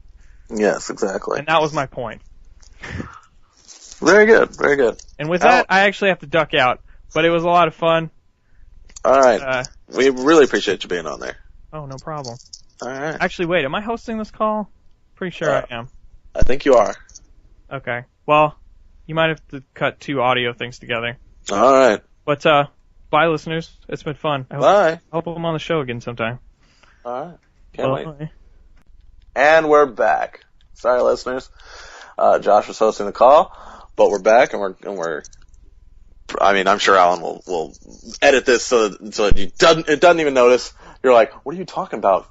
You fucking piece of shit.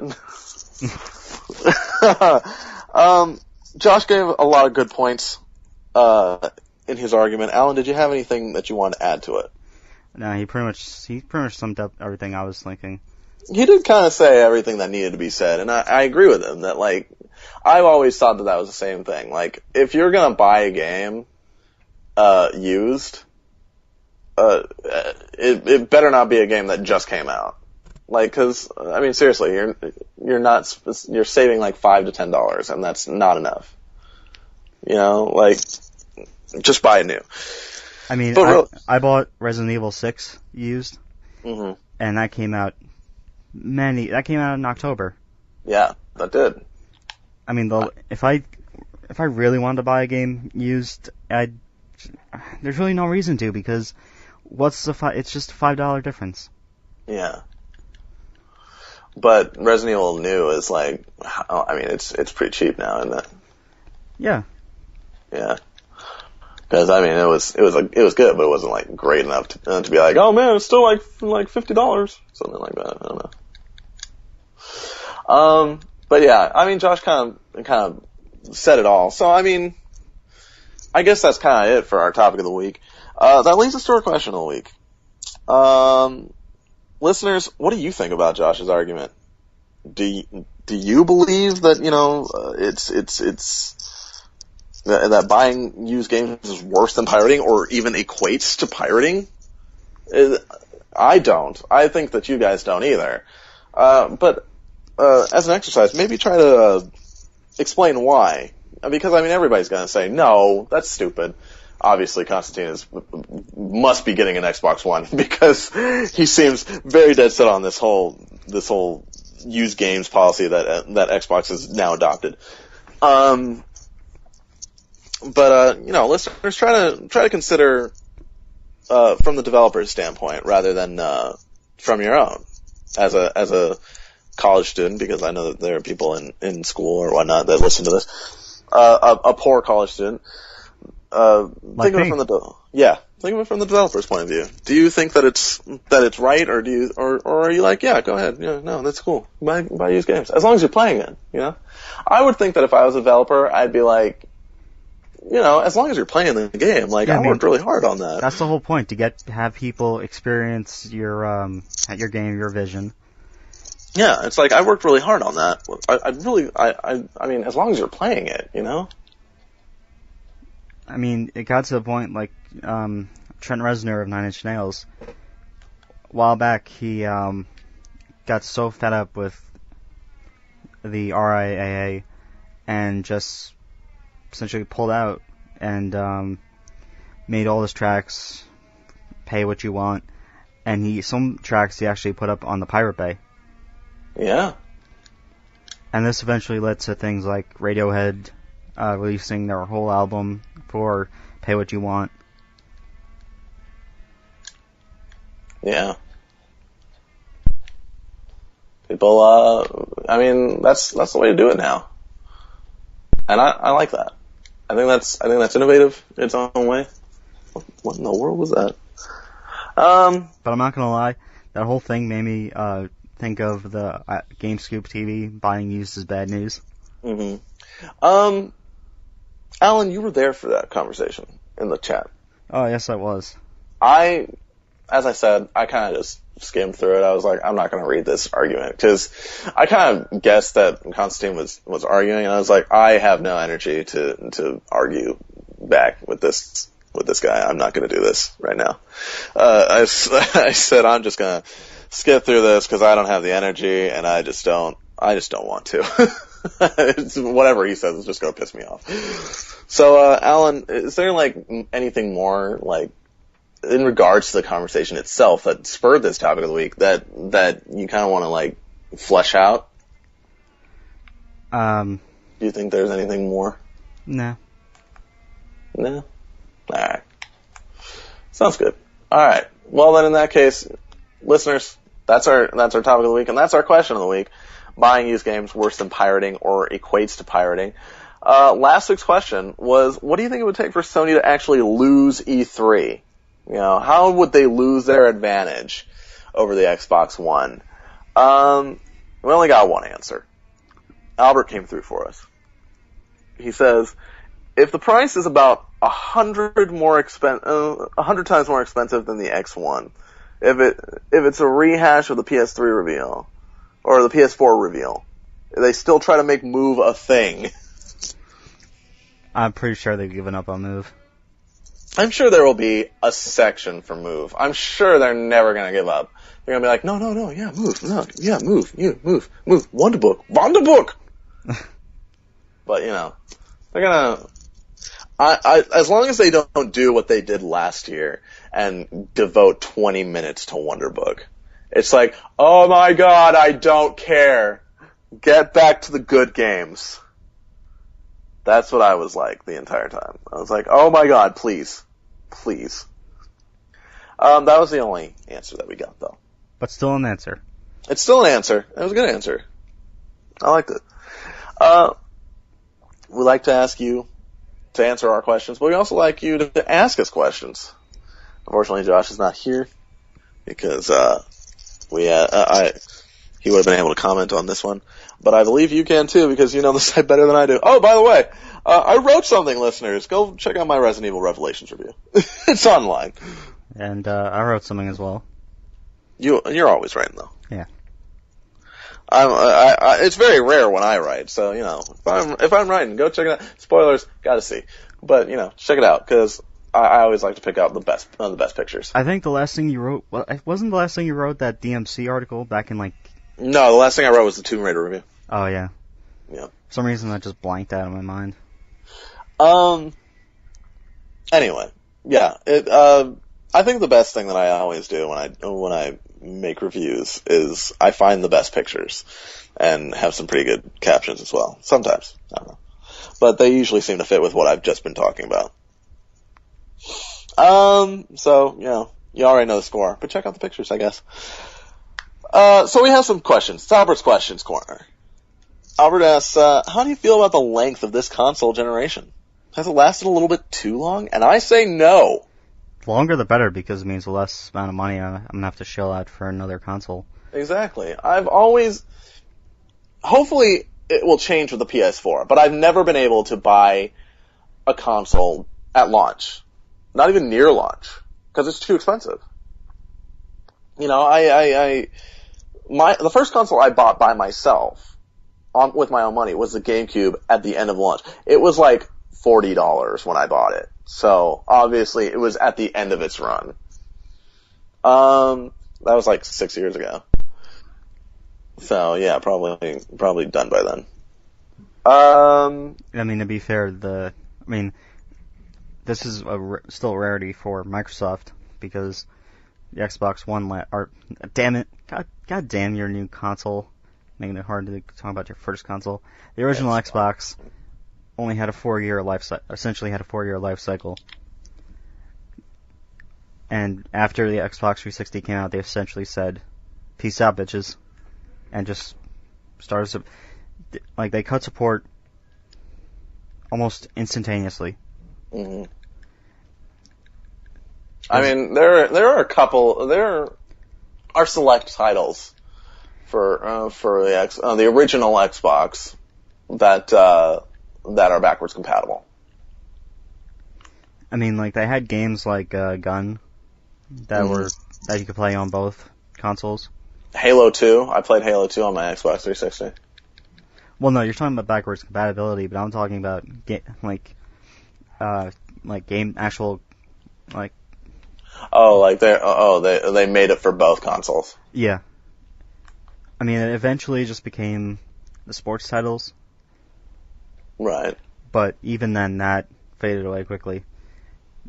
The PS2, well, that's a different story. That's just the console. The PS2 just lasted forever. Lasted longer than people expected it to. It was resilient. That was a resilient console, and I love it to death. I still use it sometimes, not as much as I should, because I still have some games that I need to finish. But I love my PS2, and I'm glad that the PS3 has lasted this long. Because I mean, I got my PS3 like 2 years ago, and it's not enough. Jeez, I got mine almost 5. Yeah, I mean... but then again, I lost mine in the storm. So my new one I bought like a few months back. I'm hoping, like I said, I'm hoping that it'll change with this new... with this PlayStation 4, I'll be able to get it like at launch. But, so that I can spend some time with the console. More time, I mean, there's so many games to play. I'm always running out of time to play games, and I don't know. I want to be able to spend as much time as possible with the console. So I'm always dreading the new console launches. That's my thing. I think it's been perfect. I wish that it lasted longer, honestly. But the PlayStation 3, like the PlayStation 2, is going to last. It's going to be around for a while. I mean, good games are going to be in short supply, but still. Albert also asks, no, I'm going to save that. Why have cheat codes disappeared, and should they come back? Cheat codes haven't really disappeared. They've become a little different. They become DLC. True. Because every single game that has had cheat codes, you've had to either pay for them, or either unlock them or something. Or they were just given to you, like Grand Theft Auto or Saints Row. Well, the GTA 4 and Saints Row 1 and 2. Saints Row 3, they pretty much gave you the cheat codes. But keep in mind, you bought the Ultimate Edition. I did. And the cheat codes are actually a DLC. Oh, well. Same with Dead Rising 2. Well, alright then. I didn't know that. But they really should come back, because, I wrote when I first started out with the site, 4 months ago, was basically taking a look at why cheat codes have gone away, and the biggest thing standing in the cheat codes' way are achievements and trophies. By using the cheat codes, you pretty much negate... You forfeit your trophies. Yeah, anything that it's the same with examples, Star Wars KOTOR or KOTOR 2. Yeah. If you use a cheat code, it would one of the console commands. Mm-hmm. It would actually say on the save file, cheats enabled. Mm-hmm. In big bold letters. They will say that in old Grand Theft Autos as well. They'll be like, anytime you try to save after you've used cheats, they'll be like, one or more cheats have been used. Are you sure you want to save? And I'm always like, yes, because you don't have any trophies. Who gives a shit? But Grand Theft Auto still has cheats. They did it in a more interesting way with Grand Theft Auto 4 with the text messaging and whatnot. But they're still around. It's just harder to find. Well, I guess actually it's really more easier to find now that the internet's around. Well, there is a site. There's a site I used, GameWinners.com. Mm-hmm. Where basically, if you go and look at any modern game, They mainly just have like achievement lists, like how to get these certain achievements, and just that. Yeah. It's just sad how it's just gone away. Oh. But it is funny in the case of certain website called cheatcodecentral.com. Oh yeah. Like they're. It hasn't been updated in years. Oh no, they still update, but it has nothing to do with cheats. It's like MTV or G4.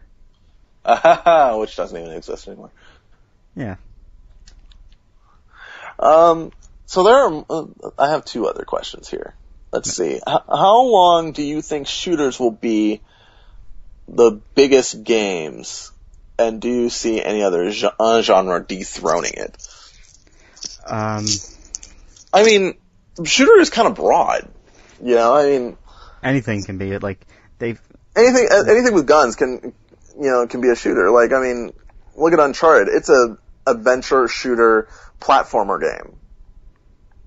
You know, I mean, look at Fallout 3. It's a RPG shooter. Yes. I mean, hell, look at Contra. Let's be honest. Shooters are games, basically. Like they are the game, basically. It's very rare. I mean, unless it's a puzzle game, that you'll find a game that doesn't use some kind of shooting mechanic. I mean, can you list like 5 off the top of your head right now? I can't. I can, but they're all different genres. Mm-hmm. Like Street Fighter. Mm-hmm. Oh, well, I mean fighting games. Like fighting games, music games. Well, let's say like games with an actual campaign. That's no. I mean, you can't name 5 off the top of your head. Even if you could, they're all Nintendo games. I mean, you'd have. I mean, like Limbo.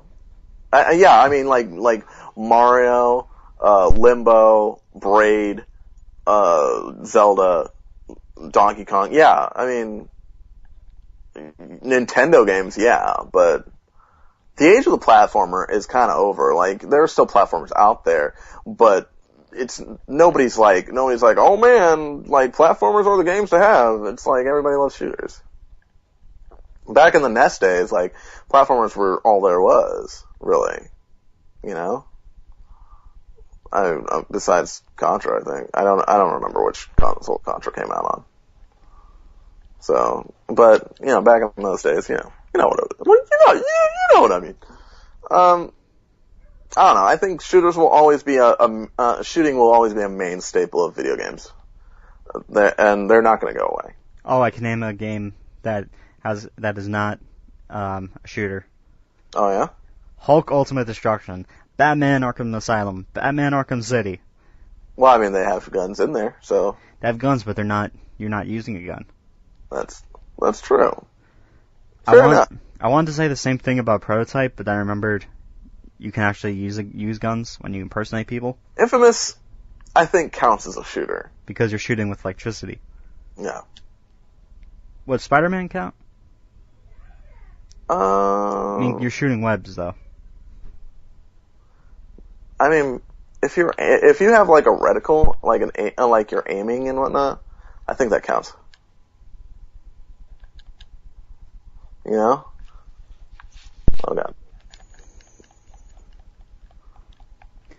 But yeah, I mean, shooters are just a big part of games these days. I don't think they're gonna go away. But if I had to choose a game to like replace it, it would be action adventure. Definitely. Or obviously. The ones I would choose would be RPGs. I mean, I would say RPGs if, you know, I could just manage to sit down and play one. I mean, I like RPGs, but some of them can just be so long, you know, that it's just hard to there's such a commitment. It makes it hard. Yeah, I mean, I may get some flack for this, but I've never played Final Fantasy, not a single one.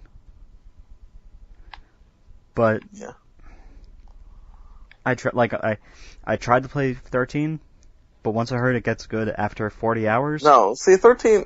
Look, I've tried to play 13, and what I played was good. It's got a great story and whatnot, but it's a commitment. You have to sit down and be like, okay, I'm playing this for God only knows how long. Also, shooters have actually sort of they've ascended past being just a genre into more of an element. I mean, if you look back when the original Doom came out and Quake, yeah, it was just, what type of game was it? Shooter. If you look at a game like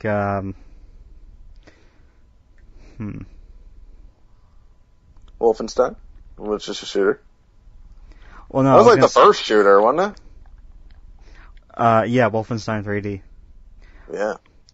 But great game. Oh, definitely. Which you can get for $4.99. $4.99. Does it have trophies? I doubt it. Oh, well. Then I don't want it. It ain't that great again. But, example, the original Mass Effect. Mm-hmm. Oh, horrible shooting mechanics. Yeah, but still, it was an RPG blended with shooter. Yeah. With a shooter. Thank God it had that RPG thing going for it, because, that shooting was terrible. The cover system was awful as well. But, I mean, anyone knows, if you're a Mass Effect fan, try playing Mass Effect 2 or 3, loving it, and then playing Mass Effect 1. Yeah. It's really, it's jarring. It's not fun. You're just like, man, I hate this. Anyway, the last question, which you can actually find an article about it, is what kind of predictions do you have for E3 or want to see? He says you can save it for later. But since E3 is so close, it's not even 2 weeks away. It's not even 2 weeks away. We might as well talk about it. So let's give some quick fire predictions. Something quick just to get it out of the way. I personally, what I want to see. I already know what you want to see. Ground Zeroes and Phantom Pain. I want to see Ground Zeroes and Phantom Pain. I want definitive. I want a definitive proof. Is this one game or two? I want somebody to come out on stage and be like, no, this is one game, or no, this is two games. I want to know how much money I have to spend on this franchise. And why it has to be two games. And, are they going to be on the PS4 or the PS3? I don't know. So, maybe one more Watch Dogs video before its November release. A price and a price on the PS4, a price drop on the Vita. These are the things that I want. I don't have any predictions. Okay, I predict that there will be a price drop on the Vita. That's what I'll give. A North American price drop on the Vita. But that's it. Okay, so it's my turn now? Go ahead. Go for it. Okay. I want to see Dragon Age 3, Dragon Age 3, and some more Dragon Age 3. That's all he wants. Because BioWare did the unthinkable. They did great with the first game, did crap with the second game, and I want to see what they can do with the third game. I have zero interest in Dragon Age 3. As I just discussed, not really into so over the elves and fantasy elements, you know what I mean? So I don't know what it is. I used to read these books all the time, and maybe that's what it is. But it's essentially I feel like I've outgrown that kind of genre. It's a spiritual successor to games like Baldur's Gate. Mm-hmm. But prediction though. Predictions? We'll definitely hear what's going on with EA and Disney and Star Wars. Yeah. And those would be good things to hear about, because I mean, they're gonna. I predict they'll announce at least or give info on at least one game. Right. And keep in mind they have DICE. They have lots of companies on this. They have DICE, Visceral, BioWare, and that's some other company. Some other shit. I don't know. Maybe we'll hear more about some divvying up of the THQ properties. I mean, did they ever finish talking about that stuff? Yeah, a lot of this stuff went to Nordic Games. Who cares? I mean, I don't know. Okay, well, those are all our questions of the week. So I guess that means that that's it for us this week. Where am I? Where am I going? I'm on the wrong window. Okay, so yeah, that's it for us this week. So thank you for listening to VGU.TV's PlayStation podcast, The DualShock Show. Thank you again to Josh for being on the show. Rate and subscribe to our iTunes under DualShock Show 5 stars. Maybe even leave us a review. Please visit our website, VGU.TV. Find us on Facebook or tweet us at VGU.TV. You can also find us on YouTube at VGU.TV Official, where you can also find this podcast in video format. DualShock also has a Facebook and Twitter. You can find us at both under DualShock Show. That's all one word, DualShock Show. Or if you want to tweet at us individually, Allan is at the Allan Muir. That's TheAllanMuir. I am at Mattman07, MATTMAN07. Josh is at PackPunk, PACPUNK. Or if you want to play PSN with us, this is a PlayStation podcast after all. Allan is that Jew boy. That Jew, B-O-I. He's Jewish. It's not racist. Don't worry. I am Mattman310. Still, 2 T's, in case you were wondering. And Josh is PackPunk, PACPUNK. Thank you again. I think you're forgetting the angry British man that is not in the room. He is not in the room, but if you want to tweet at Tom, he's at Gaming Hobbyist, one word. And his PSN is pie guy with the pie. Thank you again for listening to DualShock. We will see you next time. Never stop playing.